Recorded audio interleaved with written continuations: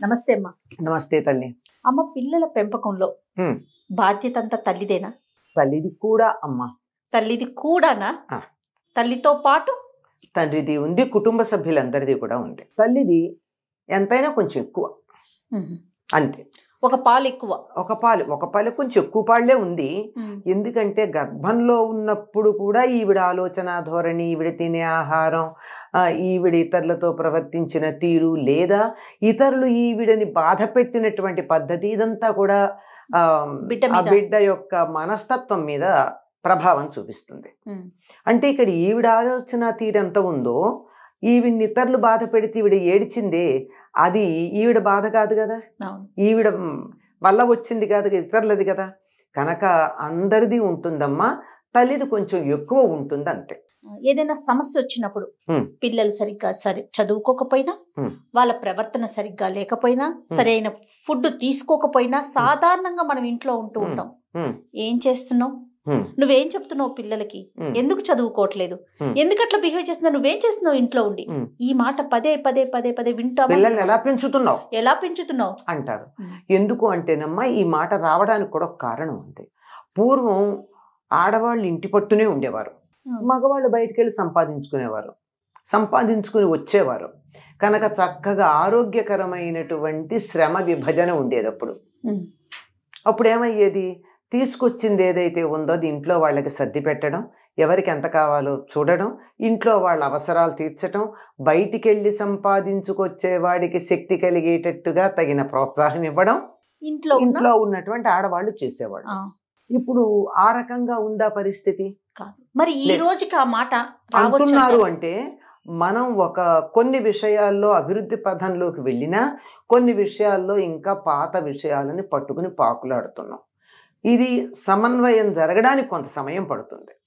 ఇప్పటికీ కొన్ని ఇళ్లల్లో మగవాళ్ళు కూడా బాధ్యత తీసుకుంటున్నారు.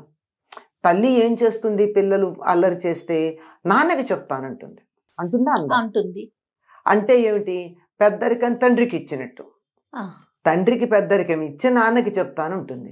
వాడు వెంటనే మాట వింటాడు. మగపిల్లాడైతే వింటాడు. అసలు ఆడపిల్లకి నాన్నకి చెప్తాననే మాట దాకా రావాల్సిన అవసరం ఉండదు. అయినా ఈ రోజుల్లో చెప్పాల్సి కూడా వస్తుంది. చెప్తానంటే వాళ్ళు మాట వింటారు. ఒకవేళ కానీ వినకపోతే చెప్తుంది. చెబితే ఆయన దెబ్బ వెయ్యబోతే ఏం చేస్తుందమ్మా, అడ్డం పెడుతుంది, రక్షిస్తుంది ముందు. అవును, చెప్తానన్న వరకే చేస్తుంది, కానీ శిక్షిస్తుంటే ఊరుకోదు. శిక్షించే అధికారం తల్లికి ఉంది.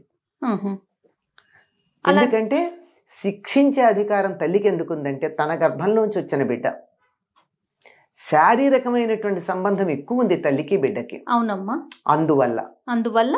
అందువల్ల శిక్షించే అధికారం, పాలిచ్చి పెంచింది తల్లి, కడుపులో మోసింది తల్లి.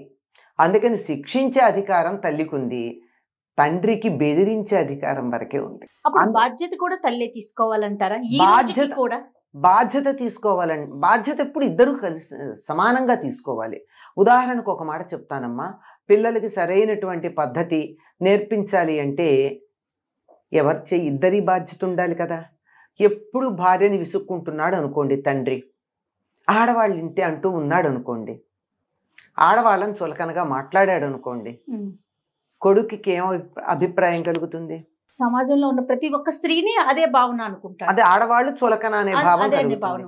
అతడి యొక్క క్యారెక్టర్ బిల్డింగ్ లో తండ్రి తల్లిని విసుక్కోవడం అన్నది భాగం అయిందా లేదా?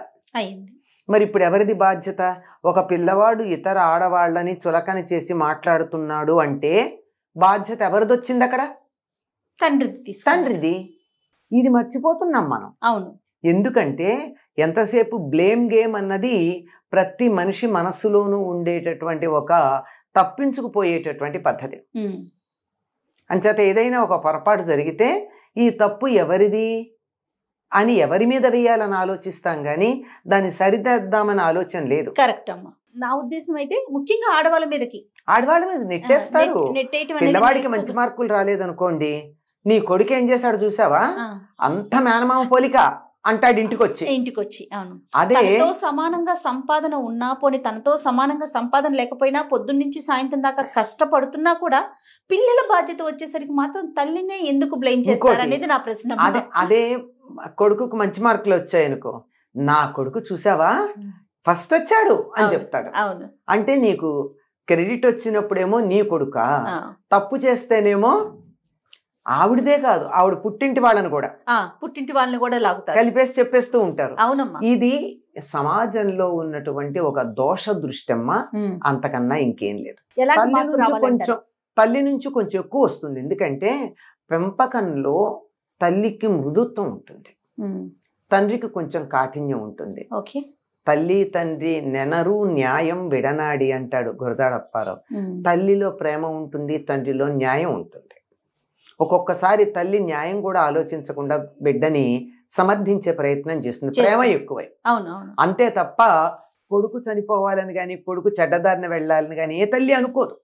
తాను చెడ్డగా ఉన్నా, తను చెడ్డదైనా తన బిడ్డ మంచివాళ్లుగా ఉండాలనేటటువంటి ఆలోచన కలిగింది కనుక ఇది ఇంకా సమాజంలో మార్పు రావాల్సినటువంటి అవసరం ఉంది.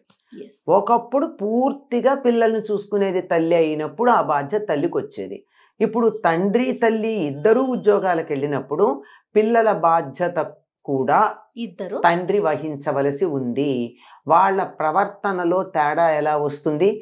ఇద్దరూ కలిసి ఆఫీస్ నుంచి వచ్చారమ్మా, వచ్చాక ఈవిడ నేరుగా కాళ్ళు కడుక్కోకో, ఇంకా కొంచెం సంప్రదాయం ఉంటే కడుక్కుని, లేకపోతే కడుక్కోకుండాను కిచెన్లోకి వెళ్ళి టీ పెట్టడానికి వెళ్ళిపోతుంది.